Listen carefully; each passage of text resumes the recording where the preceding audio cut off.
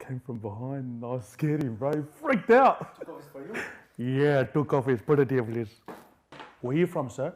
India or Pakistan? Bangladesh. Same thing, different smell. Don't tell me you put curry in the coffee, sir. No. Are you a student visa? Or work visa? Don't make me tell immigration.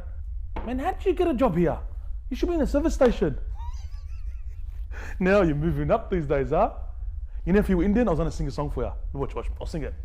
Sunday, kira tati, hell ki prisa tati. Aye.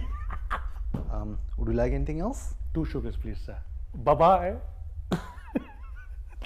What's wrong, man? Why'd you do that for? Do what?